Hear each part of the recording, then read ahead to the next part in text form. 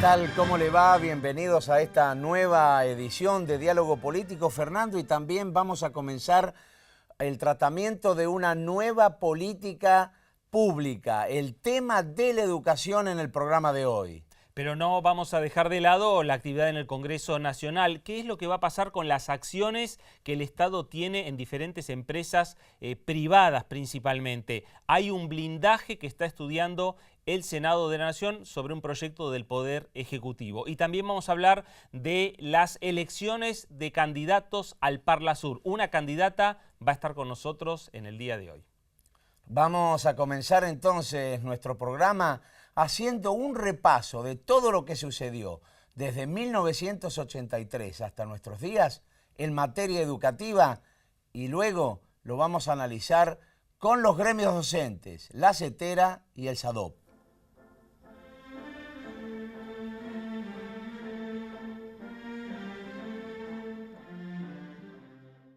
Con la llegada de la democracia, el flamante gobierno tenía, entre sus múltiples objetivos, el de actualizar el sistema educativo heredado de la dictadura militar.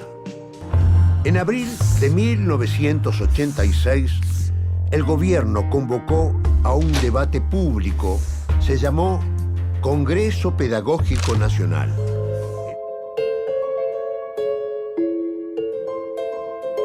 Cuando en marzo de 1988 concluyó el Congreso Pedagógico Nacional, muy pocas políticas educativas concretas se habían definido.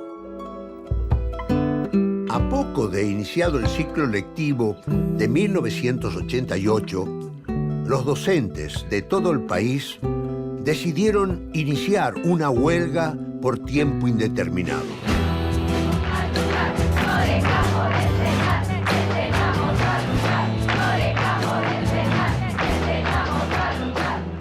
El 18 de mayo, desde todos los puntos cardinales del país, los docentes partieron hacia la capital federal en una marcha nacional que denominaron Marcha Blanca. La crisis económica y la debilidad del gobierno radical redujeron la pulseada a una disputa salarial, dejando de lado el reclamo integral de los trabajadores de la enseñanza. La década de los 90 en Argentina se caracterizó por la implementación de políticas neoliberales que privilegiaban el libre funcionamiento del mercado. La primera medida en aquella dirección se dio con la sanción de la Ley de Transferencia en 1992. El modelo de educación propuesto privilegiaba la eficacia en el gerenciamiento, la competitividad, la organización de rankings, así como implicaba, además, un desmembramiento de la educación pública en beneficio de la privada.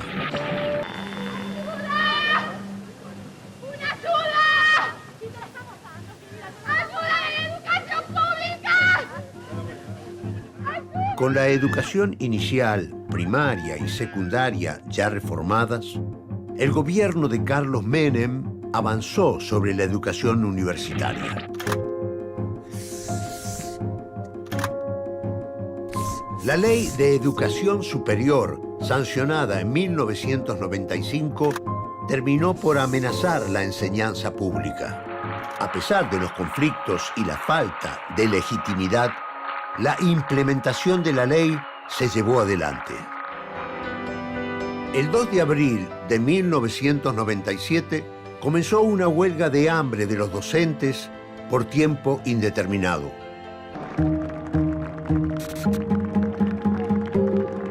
Mientras el hombre se transformaba en presi, Buenos Aires mostraba una cara distinta.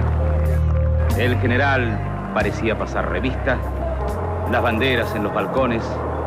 Un radical de la vieja estirpe volvía a celebrar, pero estaba la carpa docente como una herida que no cierra.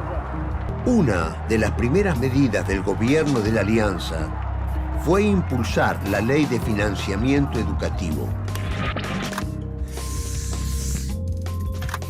Sancionada el 30 de diciembre, garantizaba un fondo salarial de 660 millones de pesos.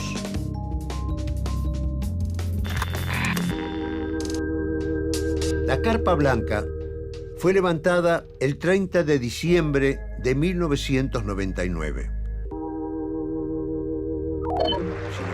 A tan solo 72 horas de asumir como presidente, Néstor Kirchner dio un gesto claro hacia la comunidad educativa. El 28 de mayo, Kirchner viajó a Entre Ríos, donde se desarrollaba una huelga docente.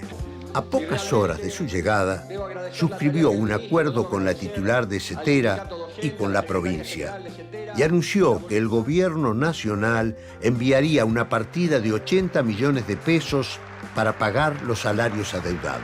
La Cámara de Diputados convirtió en ley el proyecto que fija para todo el país un ciclo lectivo de 180 días efectivo. Más tarde, llegarían dos leyes más que confirmaban un cambio de rumbo en la relación entre el Estado y la educación. La Ley de Financiamiento Educativo y una nueva Ley Nacional de Educación.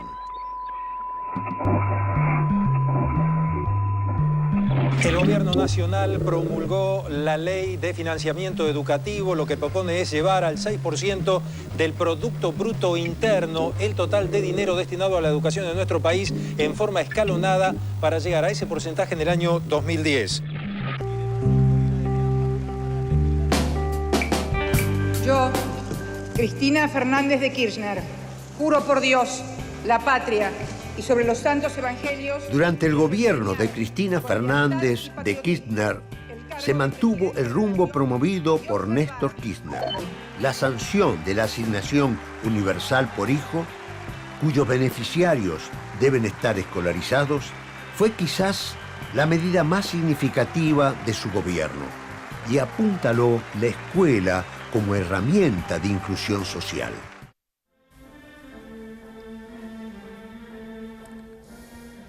Muy bien, Sonia Aleso, Mario Almirón, representantes de Cetera y de SADOP, gracias por estar en Diálogo Político. Gracias bueno, a ustedes. Hemos visto la historia última de la República Argentina desde el punto de vista de la educación, Daniel. Sí, lo primero que uno le llama la atención es, y preguntar justamente, es cómo ha vivido la educación toda esa etapa desde el retorno de la democracia. Bueno, me parece que la síntesis que vimos es ilustrativa de lo que fueron, por un lado, las peleas por la resistencia.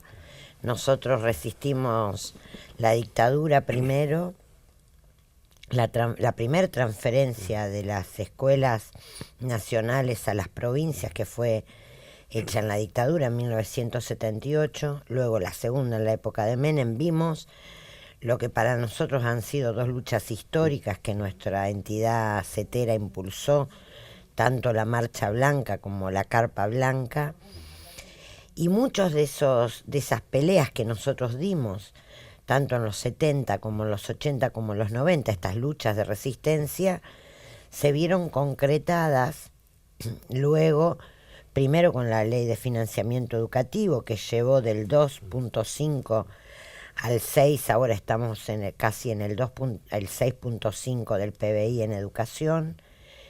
La concreción de un tema que para nosotros fue estratégico, que fue la pelea por una nueva Ley Nacional de Educación, la Ley de Educación Técnica, y un tema que no se menciona en el informe, pero que no podemos dejar de mencionar, que es la paritaria docente.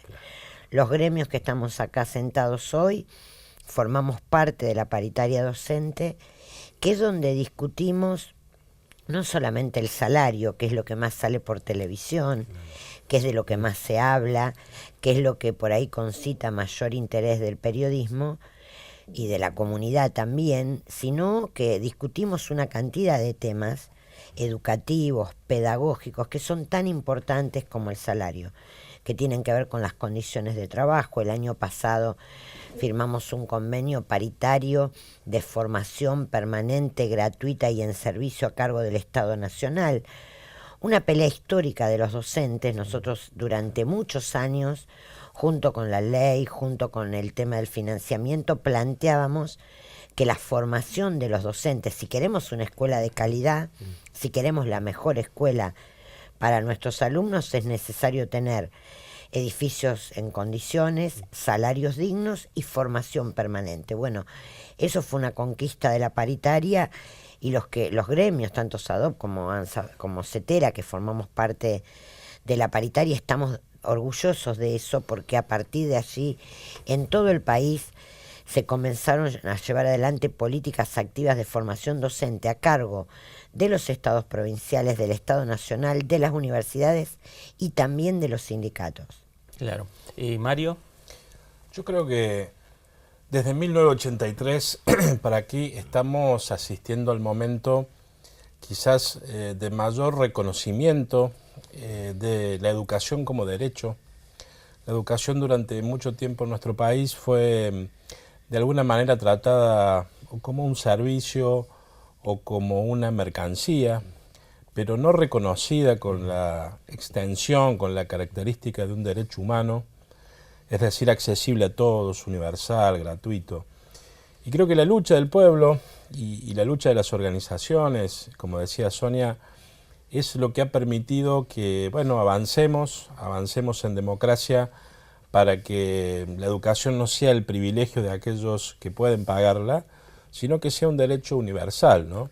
Y dentro de ese derecho, digamos, humano que es la educación, la situación de los docentes, donde también el reconocimiento del docente, las compañeras maestras, los profesores, como sujetos de derecho, es realmente propio de este momento y de este gobierno, ¿no? A partir de la Ley de Educación Nacional sobre todo, y a partir de este esquema de paritaria, como bien se acaba de decir, claro, que hace que nosotros podamos realmente ampliar el horizonte de protección a los docentes. Hoy los docentes tenemos un marco de negociación paritaria y un marco legal de mayor protección, cuando por ahí atravesamos muchos años en los 90 de destrucción y de precarización de las condiciones de trabajo. Sí, vamos a profundizar, ¿no? Sí. Vamos a profundizar en un minuto nada más cómo estamos ahora, ¿no? Después de lo que hemos visto, después de estas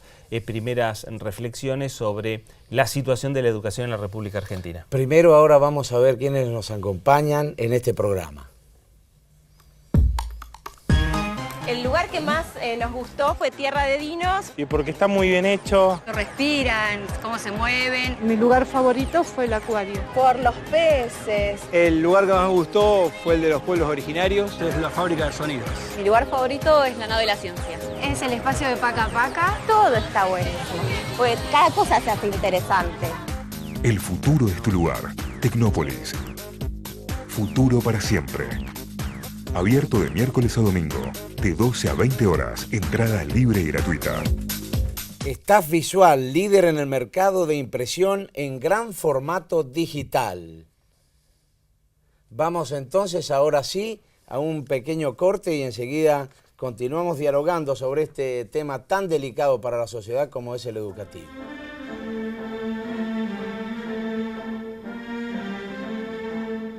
Segundo bloque de Diálogo Político, vamos a seguir hablando de la educación con Sonia Leso, con Mario Almirón, representantes de CETERA y de SADOP, los principales gremios docentes. Así es, ya hemos visto parte de la historia al mejor estilo televisivo, desgraciadamente, que es muy escaso el tiempo, pero bueno, ahora lo importante es consultarles cómo está la educación en este momento de nuestro país.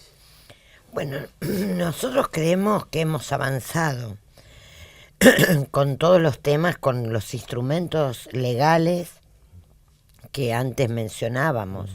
Ley de financiamiento, Ley Nacional de Educación, Ley de Educación Técnica, la extensión del nivel inicial a la sala de 4. Nosotros estamos planteando la necesidad de que se siga extendiendo aún, porque está demostrado que cuanto más pequeños los niños ingresan al sistema educativo, mejor va a ser su desempeño luego en la escuela primaria y en la escuela secundaria. En los países, digamos, donde la educación ha sido un pilar, hay una fuerte inversión en la educación temprana y por eso peleamos. Creemos también... Discúlpeme, justamente nosotros nos obviamos también de decir que hay una ley obligatoria a partir de los 4 años para el ciclo educativo. Sí, está en el marco de la ley nacional. Nosotros teníamos la obligatoriedad de la educación de los 5 hasta la escuela secundaria y se votó este año una ley que hace obligatorio también la sala de 4. Nosotros seguimos planteando la necesidad de 2 nuevos instrumentos. Por un lado, una nueva ley de financiamiento educativo que amplíe, que lleve del 6% al 8% de inversión educativa más el 2% para la universidad, justamente porque entendemos que es necesario continuar la inversión educativa para generar más escuelas, para ampliar el nivel inicial, justamente para garantizar que los niños más pequeños tengan acceso temprano a la educación inicial. Es muy importante el nivel inicial. Necesitamos también ampliar la cobertura de la escuela secundaria. Hoy hemos dado un paso muy adelante en el sentido de que la escuela secundaria es obligatoria. Necesitamos que realmente eso sea una garantía efectiva, de cumplimiento efectivo. Ustedes saben que a veces las leyes, se votan las leyes y después es una pelea garantizar su cumplimiento.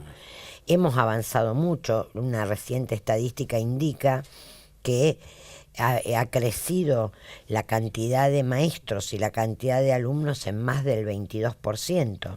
Esto es producto, sin ninguna duda, de estas leyes, pero nosotros entendemos que es necesario continuar esta inversión porque, como bien mostraba el informe al inicio, hubo muchos años de desinversión educativa y hay algo que es que muchas veces no se dice o que es difícil de ver, que es que la educación tiene que ser una política de Estado, y eso hemos planteado en las leyes que hemos promovido, acompañado, y que los cambios en educación no se ven en 2 días, no se ven en una semana, sino que los cambios en educación llevan mucho tiempo.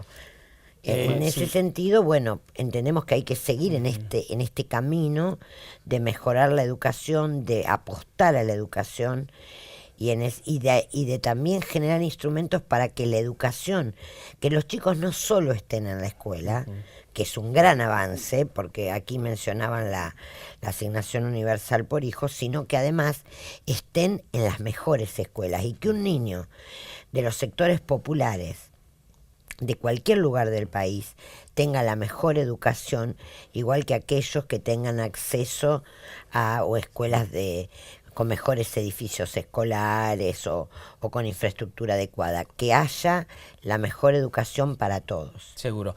Mario, cuando están planteando estos reclamos o están planteando y marcando qué es lo que hace falta en educación, seguramente no hay diferencias gremiales en torno a estas propuestas. Le están hablando al nuevo gobierno, al nuevo Congreso, al que va a ser electo el próximo 25 de octubre.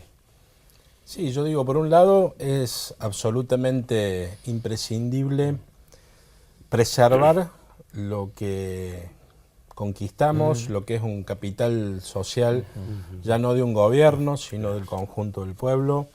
Todo lo que se avanzó estos años de democracia real en Argentina es necesario preservarlo.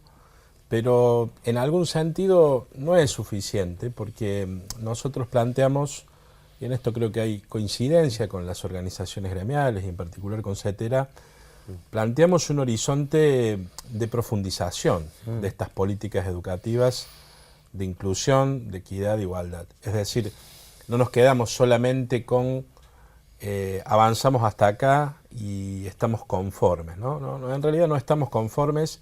Queremos ir por más, en muchos aspectos hay cuestiones para hacer. Nosotros en particular en SADOP tenemos algunos señalamientos en cuanto a el nivel superior universitario, ¿no? Las universidades privadas, que es todo un fenómeno relativamente nuevo en nuestro país.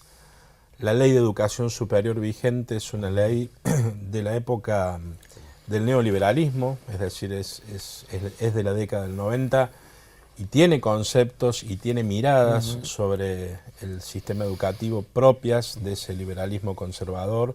Nosotros creemos que esta democracia real, le debe a la sociedad un marco normativo para la educación superior más adecuado a los tiempos que corren, ¿no? Los compañeros de la docencia estatal universitaria acaban de tener la homologación de su convenio colectivo a través de un decreto de la presidenta Cristina Fernández. La verdad que nosotros celebramos y estamos muy contentos que se haya llegado a ese resultado, pero también planteamos para nuestro sector, los docentes que trabajen en universidades privadas, un marco de negociación paritaria, porque son casi los únicos trabajadores de la educación en Argentina que no tienen consolidado un ámbito de negociación paritaria, es decir, que no tienen la posibilidad de discutir su salario y sus condiciones de trabajo. El resto del sistema educativo, más del 1 millón de docentes estatales y privados de la Argentina, tenemos nuestros ámbitos de discusión paritaria nacional y jurisdiccional. Pero ese sector de universidades privadas hoy está con un nivel de protección menor y con condiciones de trabajo reales objetivamente deterioradas. Creemos que en ese tema como en otros es posible avanzar para que la escuela sea también el lugar donde construyamos una sociedad más justa, ¿no? Es muy importante la direccionalidad de esa política. ¿Para qué es la escuela? No es la escuela para abastecer, digamos, a empresas, no tiene ese sentido utilitario, sino para construir una sociedad más justa que en el caso nuestro también incluye educar a un ciudadano que no es solo un ciudadano argentino, sino es un ciudadano latinoamericano. Es decir, formar a los jóvenes con la perspectiva de que somos ciudadanos de una patria grande. Hemos visto los avances que han habido en materia educativa y también los reclamos que lógicamente tienen los sectores gremiales. Hay un tema de discusión en la sociedad argentina que cuestiona el nivel de conocimiento de los alumnos. ¿Cuál es la mirada, el aprendizaje? ¿Cuál es la mirada que tienen los gremios en ese sentido? Mire, hoy la medición que se realiza es una medición que nosotros rechazamos, que son las pruebas PISA. Las pruebas PISA están elaboradas en realidad para abastecer intereses más del sector empresario, están más vinculados a la mercantilización, que a verdaderamente evaluar los sistemas educativos. Nosotros entendemos la evaluación como un proceso complejo, que es multidireccional, que no solamente evalúa al alumno, sino que evalúa al sistema, evalúa a los gobiernos, evalúa las políticas públicas, evalúa las gestiones de los ministerios y evalúa lo que circula en la escuela. Y entendemos la evaluación como con una mirada más colaborativa, más cooperativa, donde la idea de evaluar es la posibilidad de, por un lado, tener indicadores eficaces y reales que nos permitan mejorar. Ese es el objetivo. Nosotros incluso trabajamos, CETERA forma parte de la Internacional de la Educación para América Latina y de la Internacional de la Educación. Nosotros estamos planteando unas pruebas de medición para América Latina, porque los contextos en los cuales nosotros educamos no tienen nada que ver con Finlandia, con Suecia, porque entonces tendríamos que comparar a las políticas públicas de los gobiernos en 30 años, en 40 años, con respecto a en qué contextos y cómo se hicieron esas mediciones. Entonces ahí hay un gran debate, un debate que tiene que ver fundamentalmente con pensar qué instrumentos necesita la Argentina y necesita la patria grande que mencionaba el compañero, para poder pensar cómo mejoramos la escuela, que Mario, es algo que nos preocupa a todos, por supuesto. Y Mario, su mirada brevemente, porque ya estamos fuera de término. Bueno, nosotros coincidimos en rechazar, digamos, las mediciones PISA que son hijas de la OCDE, es decir, que son generadas a partir de una visión mercantilista del sistema educativo. Nosotros creemos que un desafío para el próximo gobierno y también para el próximo Congreso es generar un instrumento que tenga que ver con las necesidades propias como pueblo y que evalúe al sistema educativo, no a un docente aislado, al sistema educativo en su concordancia con el proyecto de país.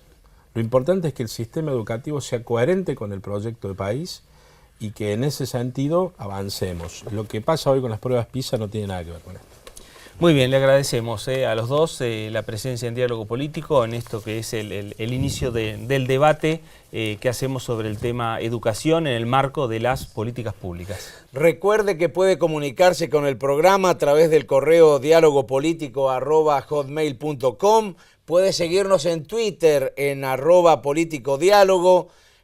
También en Facebook, en la página Diálogo Político y en el canal de YouTube Diálogo Político. Los sectores sindicales plantearon la situación de la educación y además fueron protagonistas de estos últimos años respecto a la lucha que han llevado adelante. Sin lugar a dudas vamos a conocer la opinión del Parlamento Nacional y también la opinión del Poder Ejecutivo.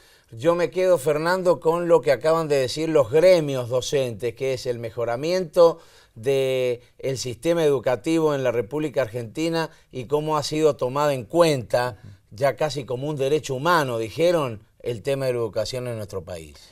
Pausa y enseguida volvemos con más Diálogo Político.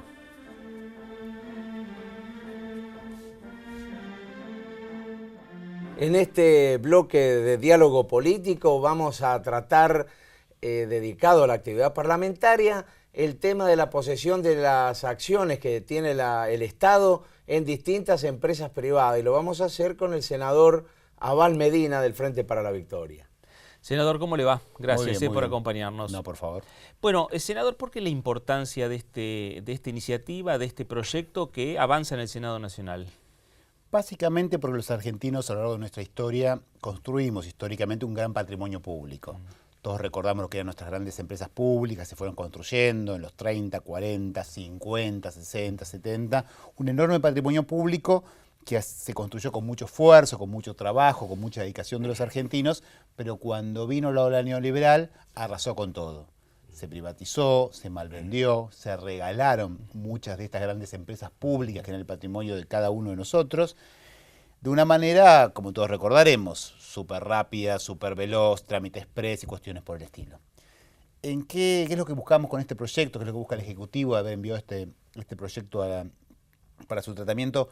Que no ocurra lo mismo en las futuras décadas con el patrimonio que los argentinos tenemos, ya no en términos de empresas públicas, sino aquellas empresas privadas cuyas acciones están en nombre del Estado.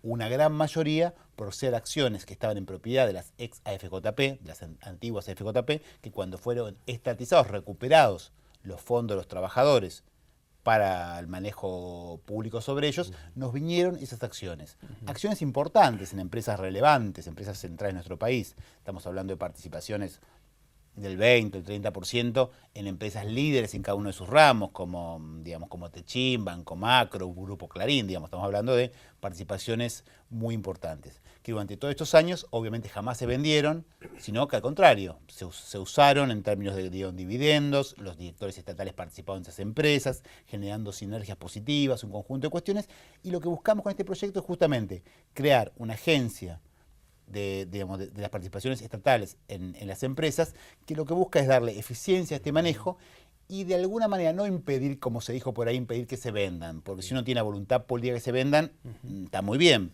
Lo que vamos con este proyecto, lo que hacemos es evitar que se malvendan.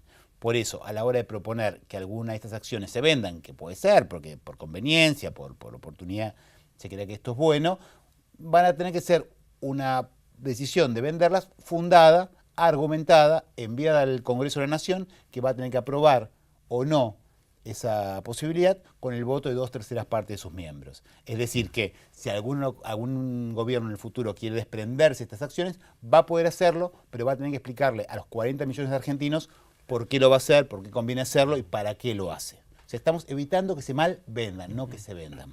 Claro. Pero es importante, claro, por algunas cosas que se dijeron por ahí, ¿no? más allá de la importancia que tienen estas acciones, forman parte del Fondo de Garantía de Sustentabilidad del ANSES. Es decir, que no solamente se correría riesgo en el tema de malvender las acciones, sino también que pondría en riesgo el sistema previsional. Exactamente, exactamente. Y lo comentaba el ministro cuando hizo la exposición en la comisión que yo presido, en la Comisión de Presupuesto y Hacienda, que algún candidato presidencial, algún ministro de algún candidato presidencial había señalado que se las iba a vender y se las iba a vender a fondos extranjeros. Con lo cual ahí nos preocupó, porque obviamente ese partido no va a ganar las próximas elecciones, pero de acá a 10, 20 o 30 años, quizás algún partido de esa naturaleza llegue a ganar las elecciones, bueno, justamente va a poner en riesgo un patrimonio público y un patrimonio que tiene que garantizar la sustentabilidad justamente del pago de las jubilaciones, ¿no? Bueno, a ver, usted plantea el tema que algún partido no va a ganar las elecciones. Digo, vamos a meternos un poquito en el tema electoral. Hay un clima que se está generando, por lo menos lo están planteando, lo planteó Mauricio Macri, lo planteó Sergio Massa, en una conferencia casi conjunta que hicieron, de fraude cuando dicen, bueno, hubo problemas en Tucumán, problemas en la provincia de Salta, problemas en diferentes elecciones donde no le fueron, digamos, beneficiosas a su partido. Sí, yo lo decía con un poquito de ironía, pero ahora con Tucumán todo el mundo dijo, esa conferencia que vos decís que hicieron los tres candidatos presidenciales opositores, que dijeron que entre comillas, el supuesto fraude era por culpa del sistema electoral y que había que cambiarlo por boleta única o por boleta única electrónica. Yo les recordaba que meses atrás también el PRO compitió en una elección en Salta con boleta única electrónica, perdió y dijo fraude. Poco tiempo después, en la provincia de Santa Fe, también el PRO compitió en una provincia que tiene un sistema de boleta única papel, perdió, denunció fraude. Ahora en Tucumán, con el sistema tradicional de boleta partidaria, compiten, pierden y denuncian fraude. Me parece que el tema no es el sistema electoral, porque yo les decía a mis amigos del PRO que no hay ningún sistema electoral que garantice que el PRO gane.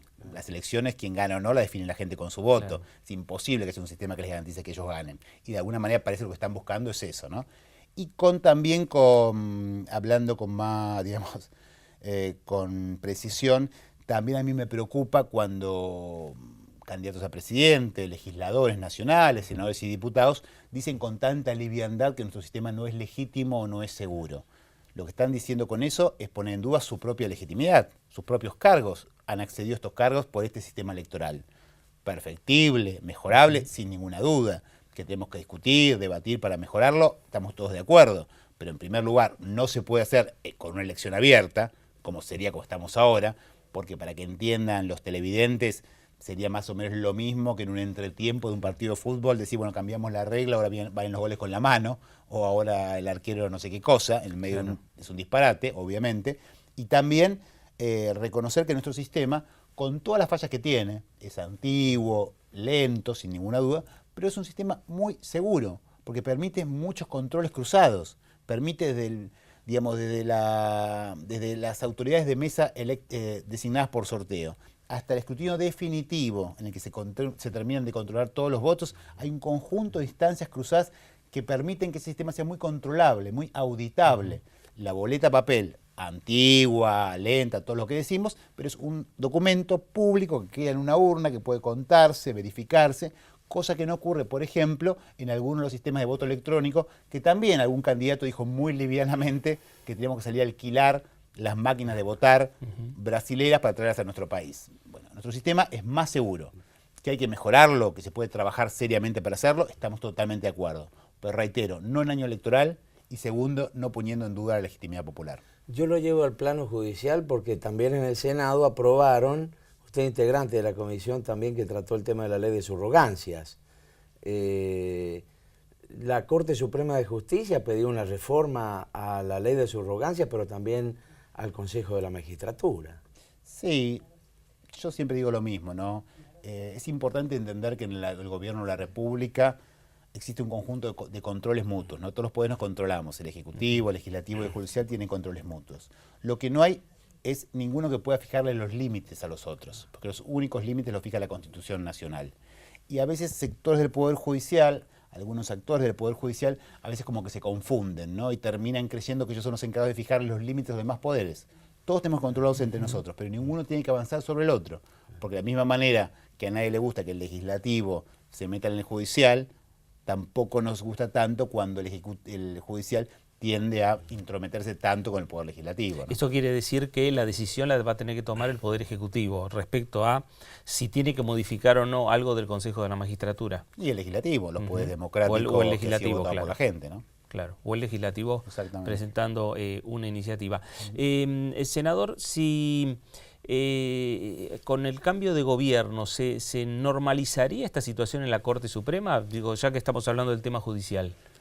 A ver, nosotros esperamos que sea antes del cambio de gobierno. Nosotros realmente no podemos entender cómo mis colegas de la oposición en el Senado de la Nación digan que no van a votar a un candidato del gobierno solo por el hecho porque es del gobierno.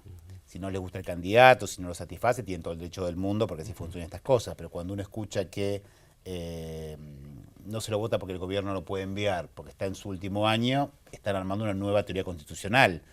Porque el gobierno sigue hasta el 10 de diciembre gobernando la Argentina, obviamente, y aparte es una irresponsabilidad muy, muy profunda, porque es la Constitución la que manda al Poder Ejecutivo enviar sus candidatos y nos manda a nosotros designar, si los creemos correctos, a esos candidatos para ocupar el lugar de la Corte Suprema.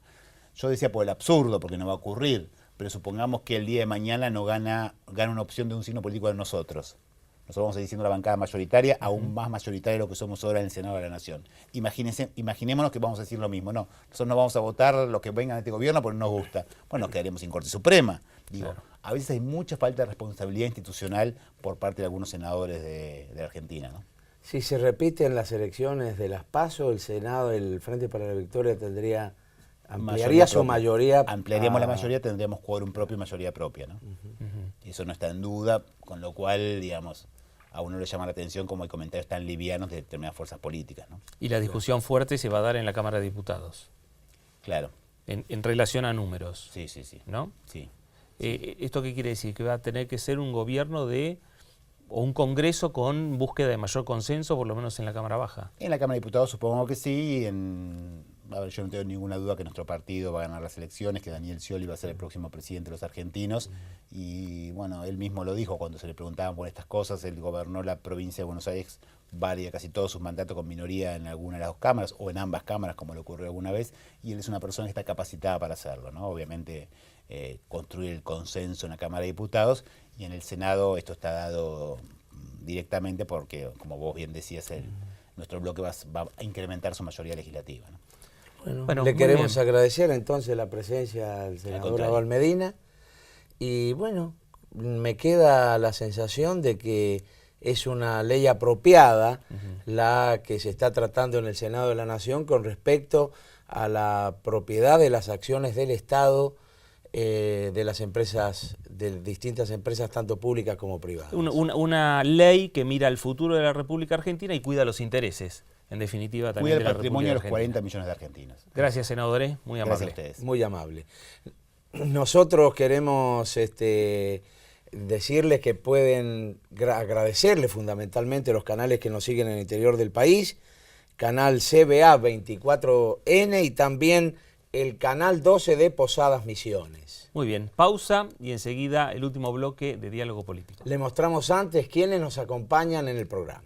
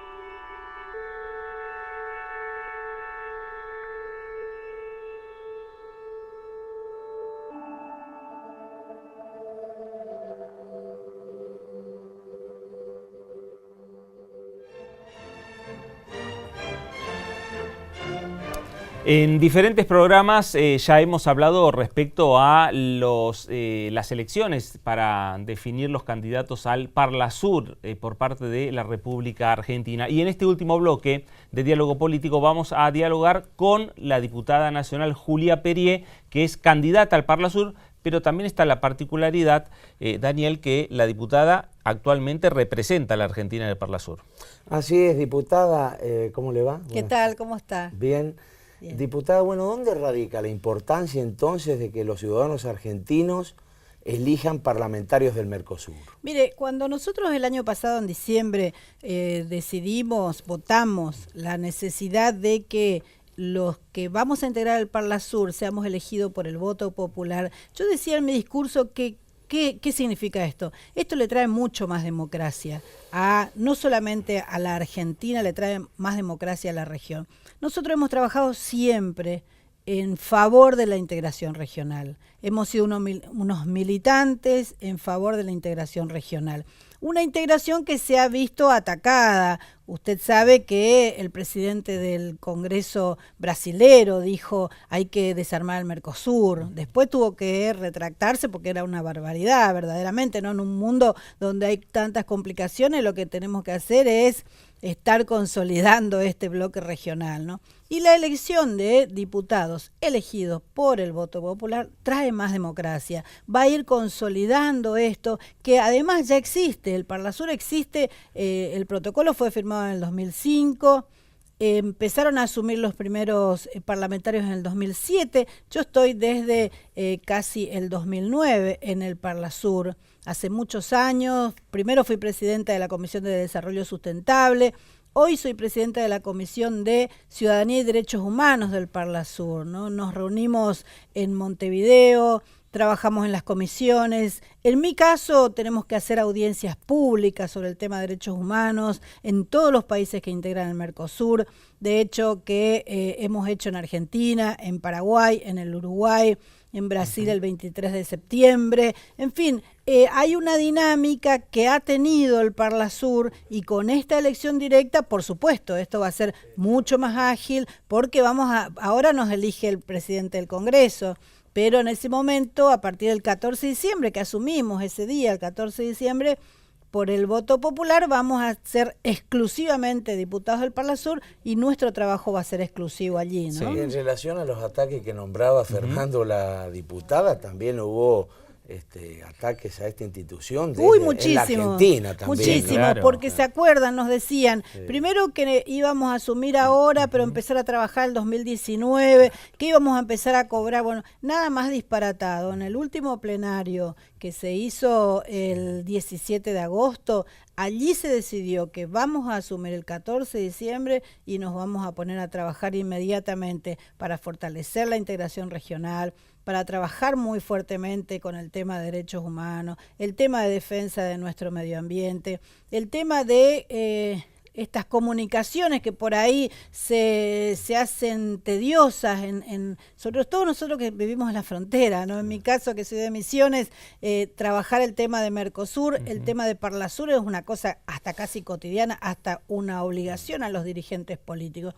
Son muchísimos el tema de los títulos universitarios, de hecho lo venimos trabajando con Paraguay y con Brasil, los brasileños tienen muchos problemas porque estudian fuera de su país y después no pueden ser, sus títulos no sirven en el Brasil, ¿no? Entonces, todas estas cosas nosotros tenemos que trabajar, nosotros tenemos que empeñarnos en que sean los gobiernos los que resuelvan. Diputada, la decisión que tome el Parlasur, ¿es vinculante hacia los poderes ejecutivos o Mire, es una recomendación? Claro, ¿cuál es la dinámica que tiene el Parlasur? Son normas que definimos los parlamentarios, que tienen que ser aprobadas luego por los congresos de los países, ¿no? Por eso también nosotros estamos convencidos de que esto va a traer mucho más dinámica, ¿no? Porque por ahora las cosas son un poco más lerdas, quizás un poco más burocráticas. Estar allí exclusivamente para este trabajo va a hacer que vayamos dinamizando también el tratamiento de estos temas y va a hacer que los congresos de cada uno de los países también tomen con mucho más, no digo responsabilidad, pero sí con mucho más énfasis, más agilidad, las cosas que se van resolviendo en el Parlasur, ¿no? La gente debería tomar un poco conciencia de la importancia de una institución regional como esta, en virtud de que, diputada, últimamente están atacando a varios gobiernos de distintos sectores de la región. Por ejemplo, tenemos a Dilma Rousseff con graves problemas económicos y que están cuestionando su gobierno, a Rafael Correa. Sin duda. Esto va a permitir el fortalecimiento de los gobiernos. Sin duda, yo creo que esta es una de las cuestiones fundamentales de por qué se tiene que fortalecer este Parlasur, ¿no? Yo recuerdo cuando fue lo de el intento de golpe contra Evo Morales, ¿se acuerdan ustedes? Hace varios años atrás. La primera que se puso a denunciar esto y que juntó a los presidentes y que empezó a motorizar para no permitir este golpe de Estado fue la presidenta Cristina. Y nosotros decimos ahora que si hubiera existido un Parlasur consolidado, un Parlasur bien constituido, también nos hubiéramos puesto al frente de la denuncia, en el acompañamiento, en la defensa de la democracia, que creo que es lo fundamental, que creo que es el rol fundamental del Parlasur, la defensa de las instituciones, la defensa de la democracia, en un momento donde nuestras democracias están siendo vapuleadas, están siendo atacadas por los poderes concentrados. Bueno, esto es el papel que tiene que cumplir también el Parlasur, sin duda. Por eso la gente tiene que saber cuál es la importancia, la gente tiene que conocer quiénes son. De hecho, que el Frente para la Victoria tiene la selección nacional, diría, en política en esta lista, ¿no? Jorge Tayán, Agustín Rossi, Teresa Parodi, Víctor Santamaría, en fin, dirigentes que han demostrado con el paso del tiempo y en su carrera política que son dignos representantes de la Argentina, ¿no? Por eso nosotros estamos tan tranquilos de que vamos a hacer un trabajo con mucho compromiso por la integración y con mucho compromiso porque somos militantes de este proyecto y porque estamos convencidos de la integración. Hay otros frentes que llevan candidatos que no tienen ningún convencimiento de que el Parlasur tiene que existir, ¿no? Entonces también hay contradicciones ahí que nosotros no la tenemos. Nosotros estamos fuertemente convencidos de la integración, tiene que ser una realidad. Hay que fortalecer la integración porque es fortalecer la democracia también, ¿no? ¿Van a trabajar en Buenos Aires y van a trabajar en Montevideo o tienen que trabajar únicamente en Montevideo? No, mire, los plenarios son en Montevideo, que son una vez al mes, un día lunes. El trabajo se va a hacer en Buenos Aires, el trabajo se va a hacer en Misiones, en Neuquén, en Salta y en Tierra del Fuego. Vamos a trabajar cada uno de los que seamos elegidos por este voto popular, vamos a trabajar también en nuestras provincias, ¿no? Y después, iremos, con el tema de las comunicaciones también se hace más ágil, ¿no? Claro. Iremos consensuando políticas en reuniones que seguramente las vamos a hacer en Buenos Aires. Algo similar como lo están haciendo en la campaña electoral. Digo, en estos momentos de campaña, usted hoy está acá en Buenos Aires, pero en los próximos días va a estar en otra provincia, van al sur, al norte del país. Sí, de hecho que empezamos con esta campaña en el Chaco, en Resistencia, con toda la región del NEA, con los candidatos del NEA, porque aparte de estar en la lista nacional, ¿no? Aparte de ser una del distrito único, que somos 19 ahí, como somos 43 los que vamos a ser elegidos por el voto popular, el resto son de las provincias. Cada provincia tiene sus respectivos candidatos. Entonces también eso hicimos, trabajar por región, estuvimos en Resistencia con los candidatos del NEA, en el sur en Mendoza y en Río Gallegos también, Corrientes y Misiones también, en fin, tratamos de ir llegando a toda la mayor cantidad de lugares posibles para contarle además al ciudadano esta información, darle esta información que ha sido tan manoseada y que el ciudadano necesita saber qué es lo que va a votar también, ¿no? Bueno, Fernando, la idea es entonces ir mostrando las actividades, la importancia que tiene la integración regional a través de este Parlamento que se está formando, ¿no? Así es, así es. Por eso le agradecemos, Julia Perier, la presencia en Diálogo Político. En el día de Bueno, hoy. muchas gracias, muchas felicitaciones por el programa también, un programa que se ve en las provincias también, así que esto nos sirve también para llegar a toda nuestra comunidad. Muchas gracias. Muy bien, estamos cerrando el programa. Me deja como reflexión final el tema de la integración. Integrar a la región de Latinoamérica en lo que es el Parlasur. La importancia es esa, fundamentalmente, reforzar las democracias en América Latina. Punto final, nos reencontramos la próxima semana. Gracias. ¿Te acordás que hace poco te contamos que los consumidores íbamos a estar mucho más protegidos? Es porque ya implementamos un nuevo sistema de solución de conflictos. Si tuviste problemas con algo que compraste o con un servicio que contrataste y la empresa no te dio una respuesta adecuada, ahora tenés Consumo Protegido. ¿Cómo funciona? Te comunicas con Consumo Protegido y vas a una conciliación donde la empresa, vos y un conciliador van a buscar llegar a un acuerdo para solucionar tu problema. Es gratis para vos y obligatorio para la empresa. Y como el conciliador es especialista en temas de consumo, no hace falta que vayas con un abogado. ¿Viste qué fácil? Los consumidores ya estamos más protegidos. Más información al 0800-666-1518 o www.consumoprotegido.gov.ar. Consumo Protegido, siempre de tu lado.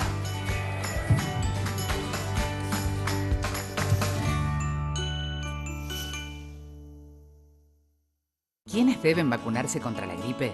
Embarazadas, mamás antes de egresar de la maternidad, niños entre 6 y 24 meses, personas con enfermedades crónicas u obesidad, personal de salud y mayores de 65 años. Para ellos, la vacuna es gratuita en centros de salud y hospitales públicos de todo el país. Vacunate. Es bueno para vos. Es bueno para todos. 0800-222-1002.